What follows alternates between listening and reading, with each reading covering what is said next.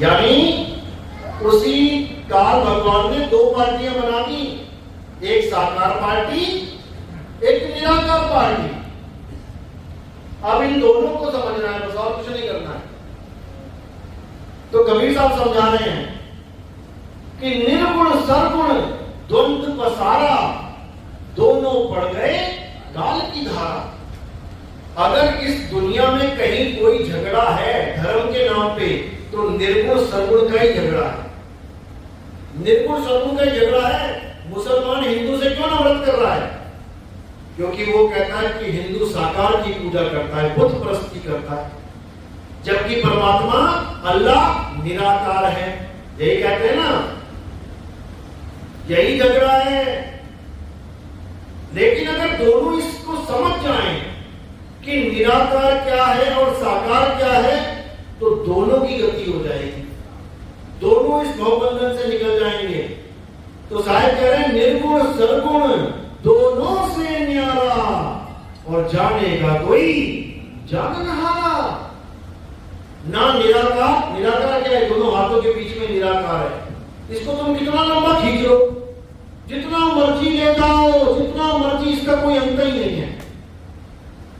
और उसी में, इसी से साकार पैदा होता है। देखो कितना बड़ा जाल है। निरंकारियों से पूछो, निराकार वालों से पूछो कि भैया परमात्मा अगर निराकार है और परमात्मा शुरू से था, तो ये साकार कहां से आ गया बीच में? परमात्मा अखंड था, तो ये बीच में मसाला कहां से आ गया? ये कहां से टपक गया बीच में? अखंड का मतलब होता है जिसमें ना कुछ जा सके, ना उसमें से कुछ आ सके। अखंड, अगर उसमें से कुछ टूट टूट के निकल रहा है तो खंडित हो गया। वो दूध में पनीर है, अगर पनीर दूध से निकाल दिया तो साकार में आ गया। पनीर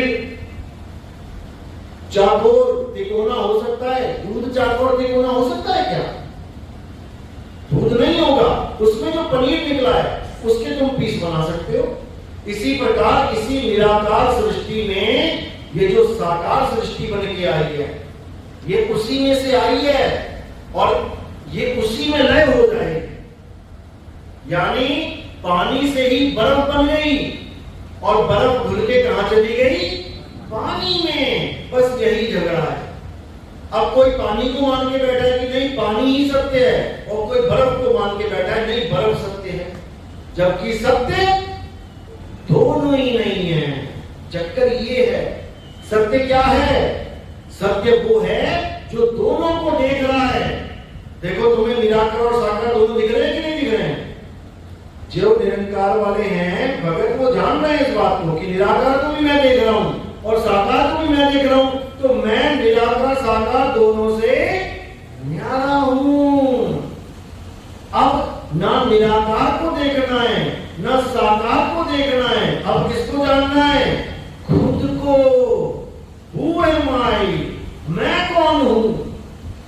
ये आत्मा है तो है क्या? इसको जानना है। तो कबीर साहब ने यही समझाया कि निराकार और साकार के जंजाल से निकल के आत्म बोध को प्राप्त करो, आत्म ज्ञान को प्राप्त करो। जग में नींद प्यासी मोह देखते आवे हांसी, आत्म ज्ञान बिना नर भटके। तो कभी काबा कभी काशी। ये काबा काशी, काबा वाले निराकार को मानने वाले, काशी वाले साकार को मानने वाले। कभी निराकार की तरफ भाग रहा है, कभी साकार की तरफ भाग रहा है। अपनी तरफ नहीं भाग रहा, अपने आप को नहीं जान रहा। तो इसी को साहिब समझा रहे हैं कि तू सिमरन किसका करे? तू ही है आपे आप, और वो घर और है भाई। ये वो घर नहीं है निराकार वाला, ये तो जेल है। तीन लोग एक जेल है, पाप पुण्य दो जाल, और सारा जग भोजन बना खाने वाला काल। बिल्कुल क्लियर, ये सारा जग भोजन बना। देखो गीता में सारे जग को खा रहे हैं दांत फाड़ फाड़ के, और बोल भी रहे हैं हे अर्जुन मैं ही सारे संसार को पैदा करता हूं, मैं ही इसका नाश कर देता हूं। अब हमने उसको जानना है जो किसी का नाश नहीं करता, जो दया का सागर है, जो प्रेम का सागर है, कहते शंखो लहर महर की उपजे, वहां कहर नहीं कोई।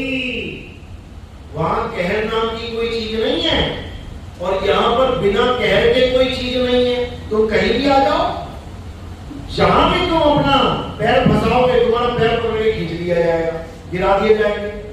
कोई दुकान कर रहा है तो खतरा मंडरा रहा है फेल होने का, कोई शादी कर रहा है तो खतरा मंडरा रहा है मर जाने का, बच्चे पैदा हो रहे हैं खतरा मंडरा रहा है मरने का, कुछ भी काम कर रहे हो हर जगह खतरा मंडरा रहा है मरने का।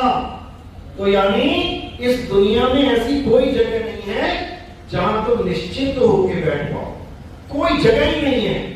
इसीलिए इसको मृत्यु लोक कहा जाता है। मृत्यु लोक, भाग बेटा कहां भागेगा? तू भाग ही नहीं सकता कहीं, क्योंकि तू जेल के अंदर है और जेल तक तेरी दौड़ है। अब इस जेल से बाहर का रास्ता कबीर साहब समझाते हैं, कहते हैं आत्म चीने परमात्म चीन्हे, संत कहावे सोए, और यह भेद काया से न्यारा, पूछे बिरला कोई। ये काया से न्यारा भेद है, यानी परमात्मा किसी काया में विराजमान नहीं है, परमात्मा काया से परे है, अधर में है। अरे अधर दीपता गगन गुफा में है, निज वस्तु सारा। वस्तु सारा, सार वस्तु, सार नाम नहीं कि कोई मंत्र लेके आ गए गुरु जी से, वो वस्तु है सार वस्तु। और कहां पड़ी है? अधर द्वीप में। उस द्वीप का, उस अधर द्वीप का भेद प्राप्त करके ही वो वस्तु प्राप्त हो सकती है। वस्तु कहीं पड़ी है और ढूंढ कहां? मंत्रों में रहा है। अरे वस्तु कहीं और ढूंढे कहीं, कैसे लागे हाथ और गुप्त वस्तु तब मिले, जब भेदी लीजिए साथ। और भेदी लीना साथ में, अरे दीनी वस्तु लखाए, कोटि जन्म का पंथ था, पल में पहुंचा जाए। करोड़ों जन्म लग जाते तुम्हें वहां पहुंचने में, इन मंत्र जाप और ये तंत्र मंत्र करके, लेकिन जब गुरु मिल गया तो सूरत को सीधे ठिकाना मिल जाता है। अब सीधे सूरत अपने मूल की तरफ, अपने घर की तरफ, निज घर की तरफ रवाना होने लग जाती है। तो यही समझा रहे हैं, जब तक भेदी गुरु नहीं मिला तब तक तुम्हारा काम बनने वाला नहीं है। तो कह रहे सोई गुरु पूरा कहावे, जो दो अक्षर का भेद बतावे, एक छुड़ावे, एक को छुड़वा देगा। कौन सा? ये नाम, जो निरंजनों का धर्म का सत्पुरुष काल मूर्छक स्वरूपी राम। हरे कृष्ण हरे राम, अल्लाह अकबर, वाहेगुरु, कभी कभी गॉड गॉड, सब छुड़वा देगा। हटाओ इसको। एक छुड़ाए, एक लखाए। अब लखाएगा क्या? आदि अक्षर, आदि नाम, निज नाम, आत्म देव, अबोल नाम, अडोल नाम, उसको लखाएगा। एक छुड़ाए, एक लखाए, तब प्राणी निज घर को जाए। तब जाके तुम्हें निज घर का रास्ता मिलेगा, नहीं तो इन्हीं नामों में फंसे रह जाओगे। हिंदी, पंजाबी, उर्दू, फारसी। कोई हिंदू से मुसलमान बन रहा है तो पहले हिंदी की आरतियां गाता था, अब अरबी में नमाज पढ़ रहा है। बताओ, हिंदी छोड़ के अरबी में आ गया तो क्या हो गया? उससे क्या हो जाएगा? कुछ नहीं होने का। वही 52 अक्षर इधर वाले छोड़ के उधर वाले पकड़ लिए। तो साहिब कह रहे हैं, एक नाम को जान के दूजा दे बहा। फेंक उसको नदी में, फेंक उसको नाले में। एक नाम को जान के दूजा दे बहा, और चंचल से नीचल भया, नहीं आवे नहीं जा। चंचल से नीचल भया, यानी चंचल मन अंत समय में जब मौत आती है तो मन चंचल क्या करता है? डरा देता है। अरे मर गया मर गया मर गया, मुझे जीवन चाहिए, मुझे शरीर चाहिए। बस यही बीज रोपण हो जाता है। यही तुम्हारे अगले जन्म का कारण है। कारण जैसे तो कहते हो मैं मरना नहीं चाहता, समझ लो तुम्हें नया जन्म मिल गया। क्योंकि जो जो मांगो ठाकुर अपने से,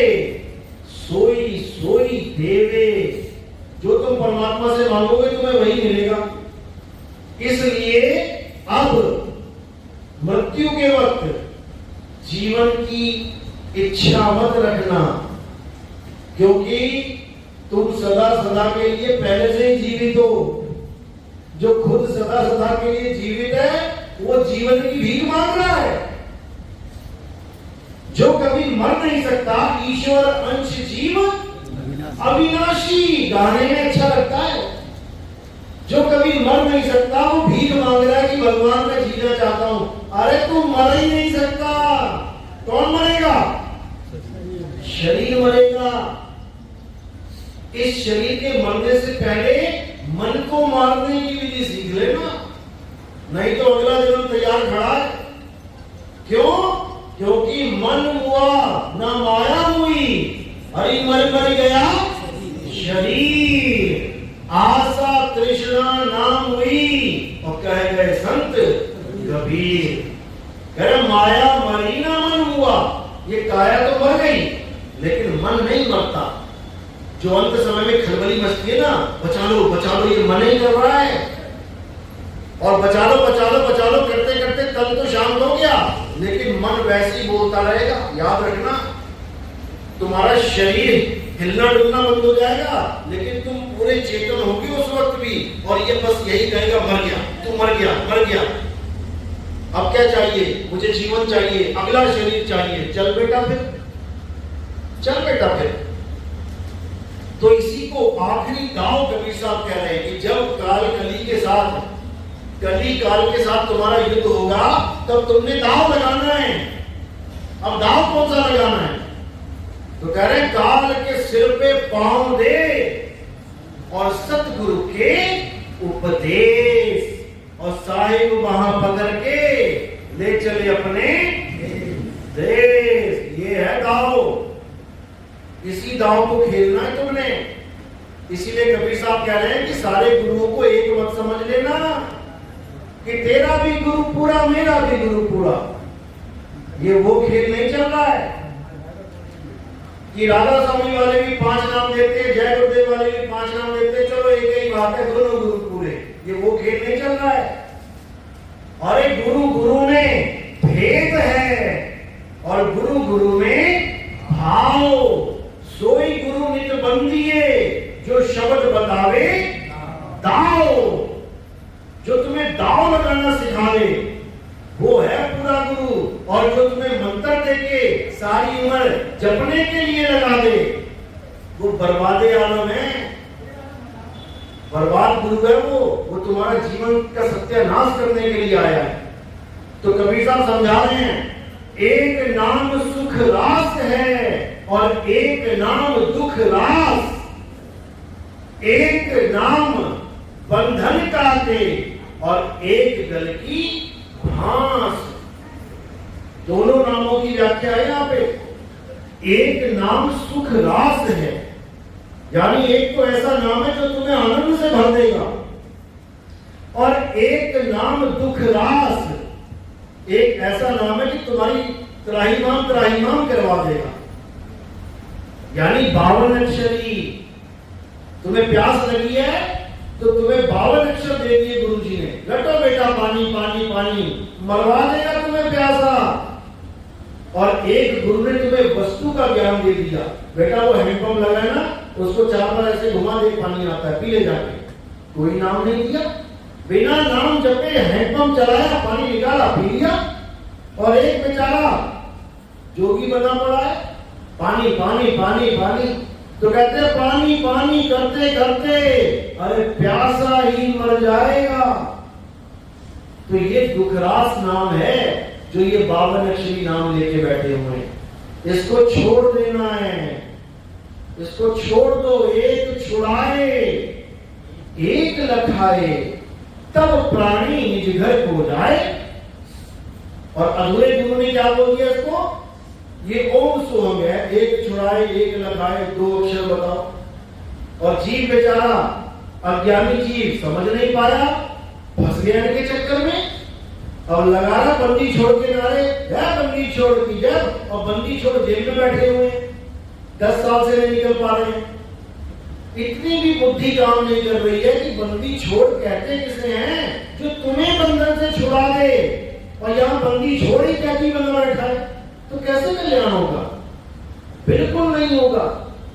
बंदी छोड़ नाम प्रभु का है, जो जन्म मरण से बंधन छुड़वा दे। लेकिन लोगों की समझ में नई बात आ रही। क्यों नहीं आ रही? क्योंकि ये सब दुनियावी सुख के पीछे भाग रहे हैं। क्या नितिन दास कैंसर ठीक करवा सकता है? क्या नितिन दास धंधा मंदा हो गया चलवा सकता है? क्या नितिन दास दिमाग में कोई प्रॉब्लम है, भूत प्रेत घुस गया है, भगा सकता है? बस यहीं तक इनकी बुद्धि सीमित है। अरे जो कैंसर ठीक कर सकता है, कैंसर ठीक करने के बाद भी तुम मरोगे। जो तुम्हारी किडनी ठीक कर सकता है, किडनियां ठीक होने के बाद भी तुम मरोगे। यानी तुम्हारा गुरु तुम्हें मरने से नहीं बचा सकता, लेकिन नितिन दास तुम्हें मरने ही नहीं देगा। अभी तुम्हें पता नहीं है इस नाम की ताकत क्या है। ये नाम अमर कर देता है, अमर।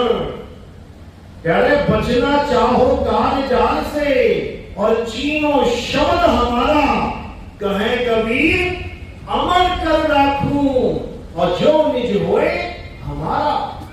नितिन दास के पास आने के बाद तुम्हें अपना अमर स्वरूप मिलेगा, तुम्हें अपना आत्म स्वरूप मिलेगा और उसकी कभी मृत्यु होती नहीं है। तो बताओ, किडनी वाला गुरु बढ़िया है कि तुम्हें अमर कर देने वाला है? तुम्हारे फेवरेट ठीक हो जाएंगे मंत्र जप के, वो भी तुम किसी और के मंत्र जप रहे हो, तुम रामपाल रामपाल करके करो जरा। रामपाल भी तो भगवान का ही नाम हो गया ना, जब गुरु भगवान है तो तुम रामपाल रामपाल जप के किडनी ठीक करके दिखाओ। अरे तुम गणेश जी महेश जी का नाम जप के किडनी ठीक कर रहे हो और उन्हीं के मंदिर जाने में तुम कहते हो नाम खंड हो गया। बताओ, जिसका नाम तुम दिन रात जप रहे हो उसी के घर जाने से नाम खंड हो गया।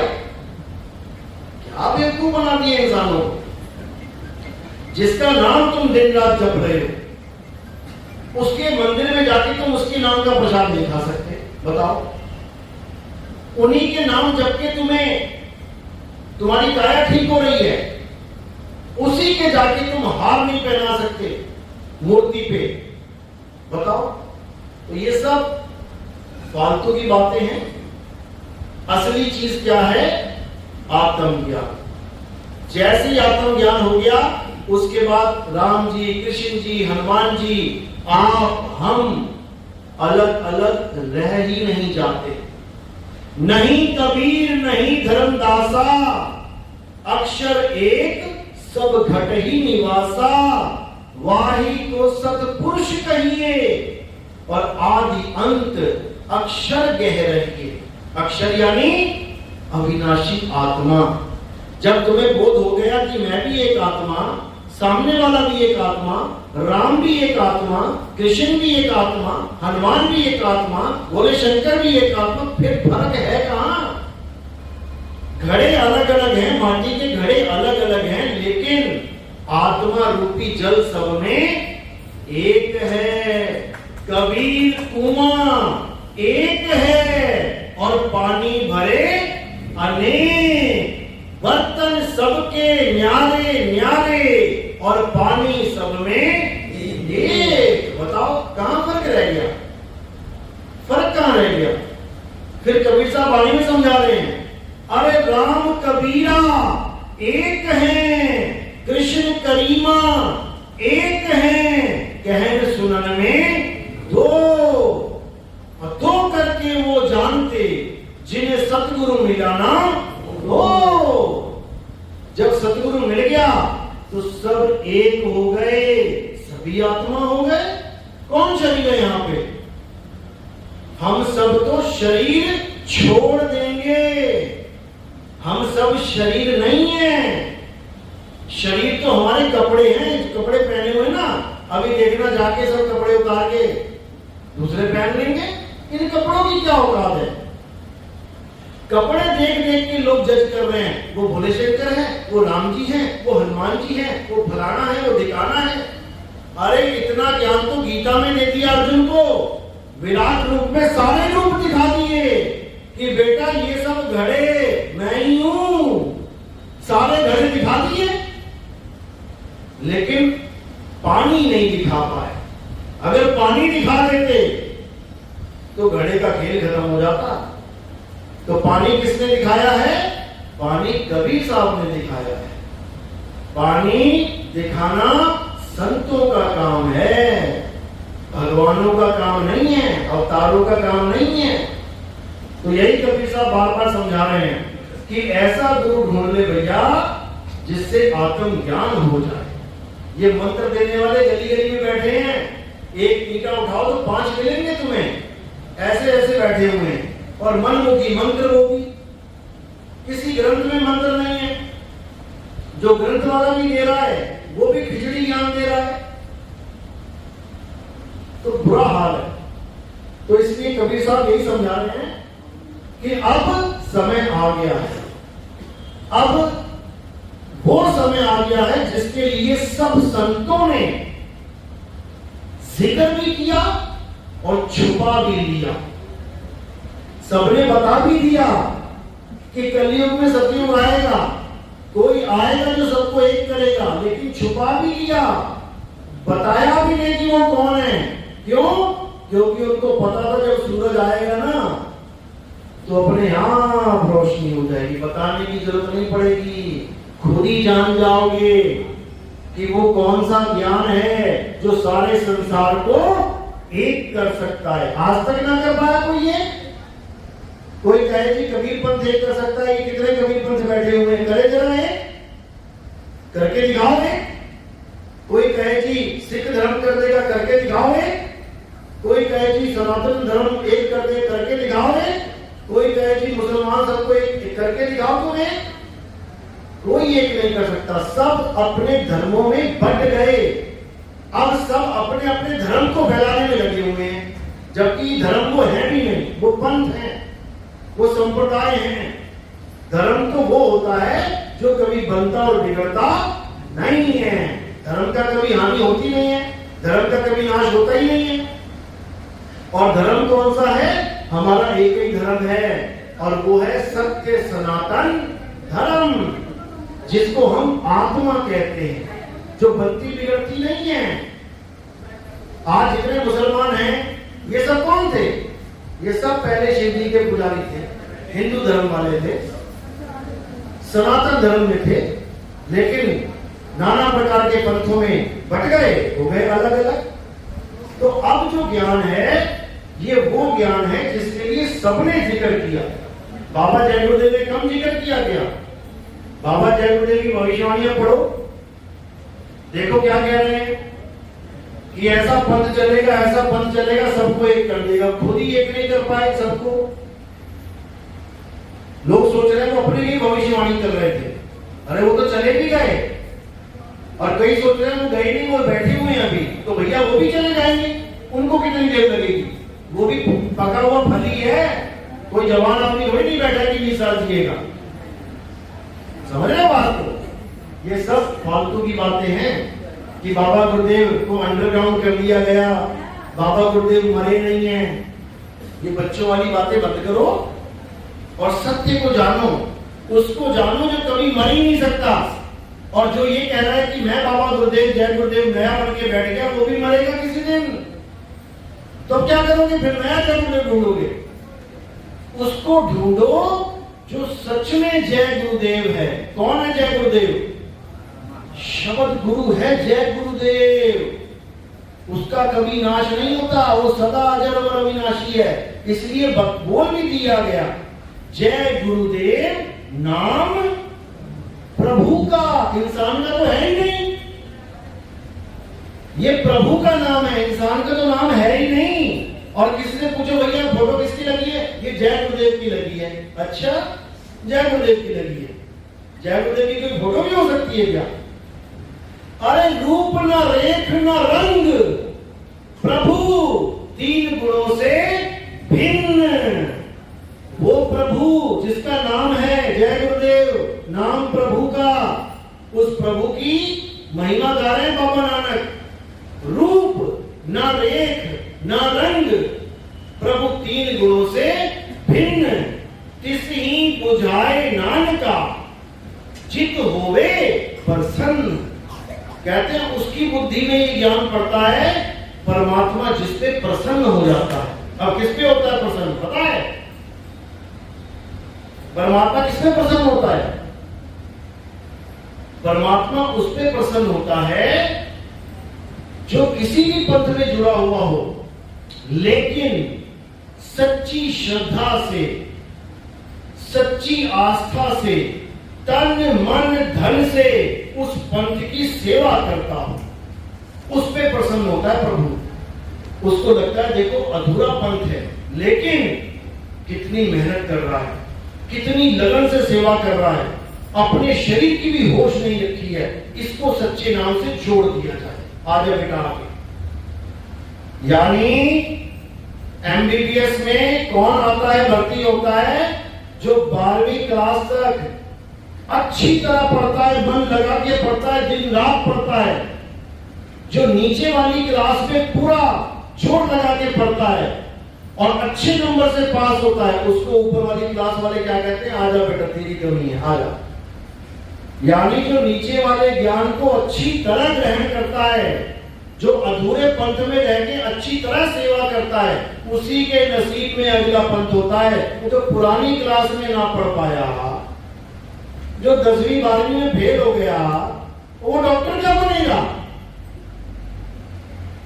तो जो पुराने पंथ में भी सही से भक्ति नहीं कर पा रहा है, नशे कर रहा है, इधर जय गुरुदेव, उधर दे खैनी दे जर्दा दे मसाला, तो प्रभु क्या कहेगा? बहुत अच्छा बंदा है, आजा आगे। कहेगा वही है तू, तेरे बस की बात नहीं है, समझ लो। तो पहले तो उस नियम पे अटल हो जाओ जो संतों के नियम है। मांस नहीं खाना, अंडा नहीं खाना, शाकाहारी रहना, व्यभिचार नहीं करना, जुआ नहीं खेलना, किसी को बेमतलब तंग नहीं करना, गरीब पे अत्याचार नहीं करना, इन सब नियमों पे जो अटल होता है, फिर उसको आगे का रास्ता मिलता है। फिर परमात्मा कहते हैं आजा बेटा तेरे जैसों की कमी है। फिर उसको वो ज्ञान मिलता है जो बड़े बड़े ऋषि मुनियों को नहीं मिल पाया। बड़े बड़े ऋषि मुनियों को जो पूरा समुद्र तक एक बार में पी गए, जो पूरा पहाड़ उठा के चले गए, जो सब कुछ करके दिखा दिया जिन्होंने, उनको भी ये ज्ञान नहीं मिल पाया। फिर ऐसी किस्मत लिखता है परमात्मा तुम्हारी, बस इतना समझ लो। और उसके बाद तुम्हारी मुक्ति का काम शुरू होता है। फिर आती तुम्हारी मुक्ति की बारी कि अब तुमने कभी जन्म लेना ही नहीं है, लेना ही नहीं है। 84 तो बहुत दूर की बात है, मुझे इंसान भी नहीं बनना। फिर ऐसी किस्मत लिखी जाती है, फिर अपने आत्म स्वरूप में स्थित हो जाते हैं। तो उसी आत्म स्वरूप को कबीर साहब कहते हैं वही आत्म स्वरूप नाम है। उसी नाम में तुमने स्थित हो जाना है। उसी नाम को अखंड कहते हैं, नाम अखंड और सब खंडा। बाकी सब चीजें खंडित हो जाएंगी, लेकिन नाम खंडित नहीं होगा। यानी आत्म राम कभी खंडित नहीं होगा, वही अखंड है। और उसी का ज्ञान हमें चाहिए, बाकी कुछ नहीं चाहिए, भूल जाओ, छोड़ो सबको। तो अंत समय में क्या होगा? कली काल के साथ युद्ध होगा। काल भगवान तुम्हारे अंदर डर पैदा करेगा, तुम्हें डराएगा कि मर गया मर गया मर गया, लेकिन तुमने डरना नहीं है, तुमने दांव लगाना है। और जैसे ही तुम दांव लगाओगे, काल के सिर के ऊपर जैसे ही तुम्हारा पैर आएगा, उसी वक्त ऐसा आनंद आएगा, ऐसा आनंद आएगा कि तुम कहोगे भाई ये पहले क्यों नहीं आया जीवन में। अगर इसी को मौत कहते हो तो मैं रोज ही मरने को तैयार हूं, क्योंकि मौत कुछ होती ही नहीं है, मौत नाम ही नहीं है किसी का। अरे ये शरीर पहले से मरा हुआ है, जो मरा हुआ है उसकी मौत कैसे आएगी? और जो तुम जीवित हो सदा सदा के लिए, वो मर नहीं सकता, तो मरा कौन? अरे शरीर पहले से मरा हुआ है, ये तुमने जीवित कर रखा है इसको। तो साहिब समझा रहे हैं, अरे पानी में पानी मिला और मिला पौन में पौन, और मैं तो से पूछूं पंडिता इनमें मरा कौन? ये 5 तत्वों का शरीर है, 5 तत्व जड़ है, इन जड़ शरीरों को मिला के जड़ मूर्ति बना दी, ये शरीर बना दिया, 5 तत्वों का ये शरीर बना दिया, तो बोलेगा, चलेगा, खाएगा पिएगा? खाएगा पिएगा? नहीं पिएगा खाएगा। क्यों? क्योंकि अभी इसमें कनेक्शन नहीं जुड़ा है। तुमने पंखा लगा दिया, तुमने सब कुछ लगा दिया, प्लास्टिक की बॉडी बना दी, पंखा दुकान पे रेडी है बिकने के लिए, और तुम उठा के ले आए। कहां ले आए? जहां पे बिजली का कनेक्शन ही नहीं है। दुकान से पंखा खरीद के, कूलर खरीद के ले आए 20,000 का, और जंगल में रख दिया उसको पेड़ों के बीच में। अब देख रहे यार हवा क्यों नहीं आ रही? चलेगा क्या?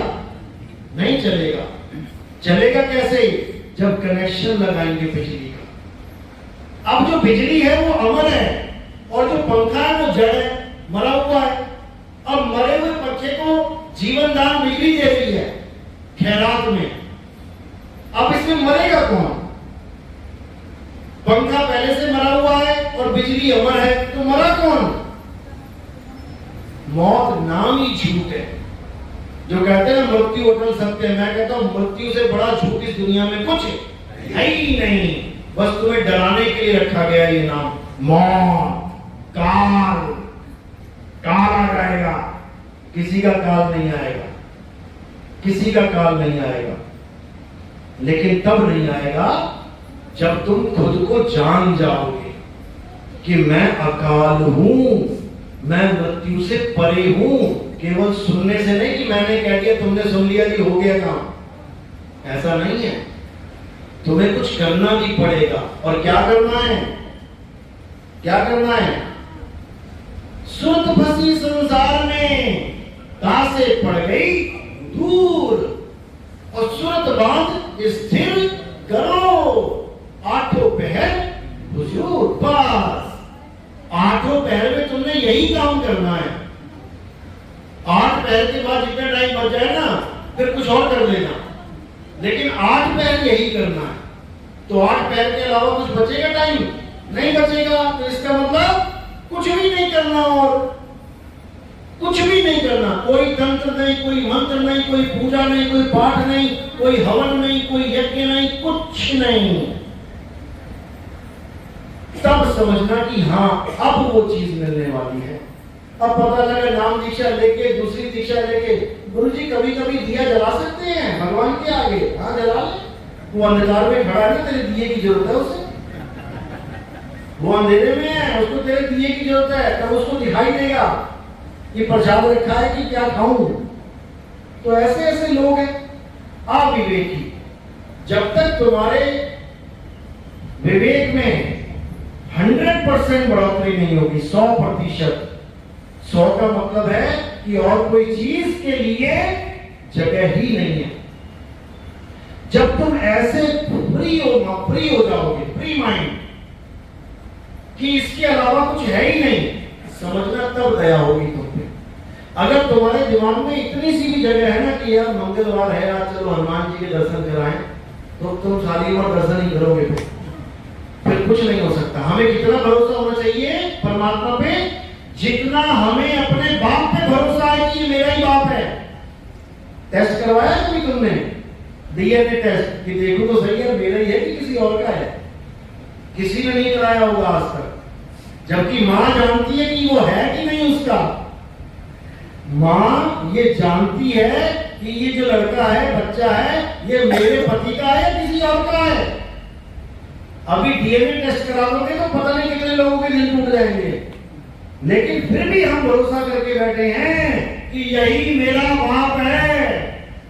बस इतना ही भरोसा करना है परमात्मा पे कि ये मेरा बाप है। अरे तुम डीएनए टेस्ट करा लोगे, फेल नहीं होगा वहां पे, क्योंकि वो मेरा बाप है, इसमें कोई शक नहीं है। तो बाप अपने बेटे को कभी भटकने देगा? कभी भटकने देगा नहीं देगा। कब? जब वो उसके कहे में चले तब। नहीं तो बेदखल भी एक चीज होती है। कौन करता है बेदखल? बेटे को बेदखल कौन करता है? बाप नहीं करता है। ये भी बाप का ही एक रूप है। जब बाप देखता है अच्छा जी हनुमान जी के दर्शन करना चाहता है तू, चल बेटा बेदखल, अब करता रहे हनुमान जी के दर्शन। अच्छा तू कावड़ लेने जाना चाहता है, चल जा बेटा कावड़ लेके आ तू। यानी तुम किसी और को बाप बनाना चाहते हो, तो बाप ये नहीं सहन कर सकता कि मेरा बेटा किसी और को बाप बोल दे, वहीं पे बेदखल हो जाता है बंदा। तो याद रखना, अब हमने बेदखल नहीं होना, बेदखल तो हुए पड़े हैं, तभी तो अपने घर वापस नहीं जा पा रहे, अपने घर से ही बेदखल हो गए हैं। अब नहीं होना है, अब हमने 100% अपने मालिक पे भरोसा करके अपने धाम पहुंचना है। और ये जो काल भगवान का लोक है, संसार है, ये माया की नगरी है, इसको सदा सदा के लिए त्याग देना है। तो कह रहे रहना नहीं देश बेगाना है, और ये धरती कागज की पुड़िया अभूत पड़े धुल जाना है, रहना नहीं देश बेगाना है।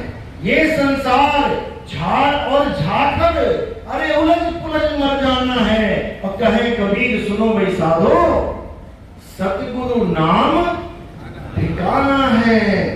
सतगुरु नाम मंत्र नहीं है, ठिकाना है, जिसमें तुम्हारा ठिकाना बनेगा, जाके तुम रहोगे प्रभु के नाम में, तुम रहोगे जाके।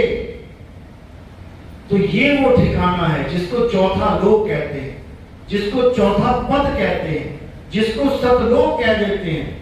वो वाला सतलोक नहीं जिसमें पहाड़ है सोने के और नदियां घूम रही हैं इधर उधर, वहां पहाड़ से गिर के मर जाओगे, नदी में डूब के मर जाओगे। ये ऐसा सतलोक है जिसमें सत्य के सिवा कुछ और है ही नहीं। कौन सा पहाड़, कौन सी नदियां? फिर कहोगे जी वो बच्चा मर गया क्यों? अरे वो सतलोक की नदी में मगरमच्छ भी था।